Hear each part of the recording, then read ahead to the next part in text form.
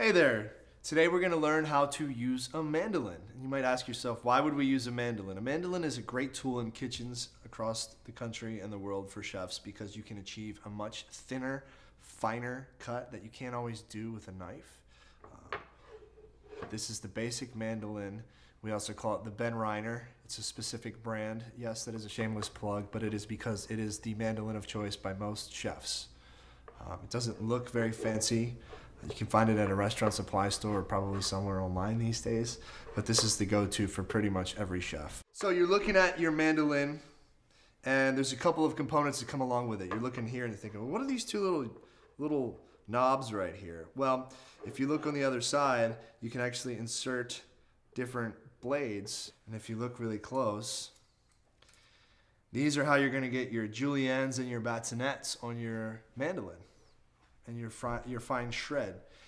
You can insert these when you're doing something with potatoes, carrots, cabbage. If you really want to shred up some cabbage, maybe for some coleslaw, you don't want to use your knife, you have these at your disposal to help you really get a nice finished product. It's very simple. You're going to take the size that you want, place it in like so. You want to tighten both knobs on here as tight as you can get them. And that's because you don't want this moving at all. If this starts moving, it can be really dangerous. You want to keep in mind, I'm going to flip this back over really quick. You're dealing with an extremely sharp blade right along here, okay?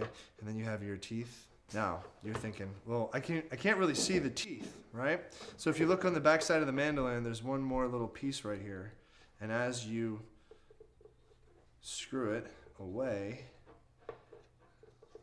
like so, we'll flip it back over and you can press down and you can adjust it either direction to achieve the thickness of your cut. So let me demonstrate real fast. I have here a lovely carrot.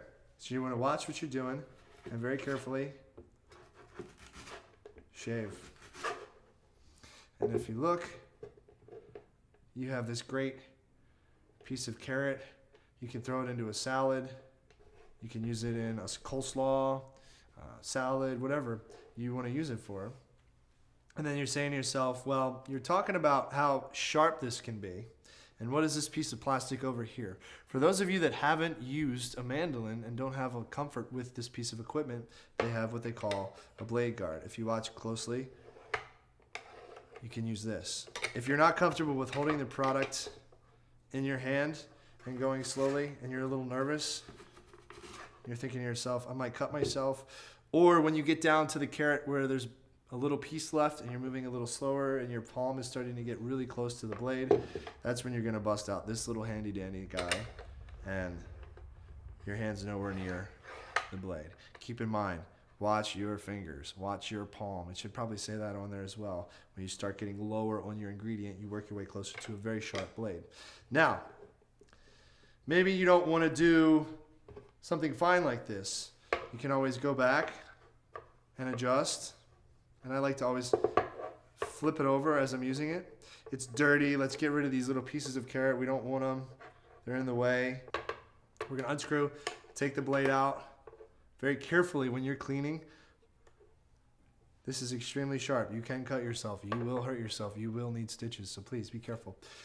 Maybe you want to do something, a larger cut, a rounded cucumber or a rounded carrot for a salad, or for a larger chunk, you want to braise some veggies off really quick, or cook them in a saute. You don't want them too thick, you don't want them too thin, but you don't want them this fine. You can also, you leave the teeth out, and then we can go ahead and do a couple cuts. You have these nice big chunks. They could also go in a nice vegetarian salad, or you want to saute them in some oil. And then you're saying to yourself, well, what else can I do with a mandolin? And you can see the thickness right here. It's a little bit thick. So maybe we want to go a little thinner. Remember this guy right here? This is your friend. You're going to work it, tighten it up. The more you tighten it towards this piece right here, it's going to get finer. Why would you want it finer? Why do you want a finer piece? Well, in the world of potato chips, a slicer, a mandolin, you take your potato and you run it, and you're looking at it, you're saying, well, it's still a little bit too thick. You can continue to adjust this piece right here. you'll see that this is now almost above the blade. So we've gone a little bit too far. So really, depending on what you're trying to do with the mandolin, you're going to want to adjust and adjust and adjust. And it's okay to do 1 or 2 movements with the carrot or the potato or whatever vegetable you're using until you get it right where you want it to be. But nowadays, it's not just potato chips, it's carrot chips, it's beet chips. You can use this for all those items. Just keep in mind, every time you're using a mandolin, watch your fingers. Go slow. When you start to get resistance and you start to get really low, blade guard. Blade guard.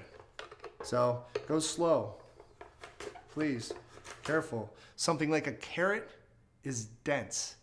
Something like a root vegetable is dense. There's going to be some resistance, so you're going to have to apply pressure. So please be careful. Watch your fingers. It's almost the same technique that you use when you're working with a knife and using knife skills. You want to do the claw. Tuck your thumb away. Keep it protected. You leave it hanging, you're losing the tip of your thumb. So keep that in mind. Go slow, go slow. And there's always the blade guard. If you're not comfortable, use the blade guard. When you're working with a mandolin, you want to remember to move at your speed of comfort. Watch your fingers. Adjust these two depending on which teeth you want to use, and adjust this depending on how thick you want your product to be. Thinner is going to be great for frying. Thicker is going to be good for a salad or for sauteing. And always, always watch your fingers. And that, folks, is how you use a mandolin.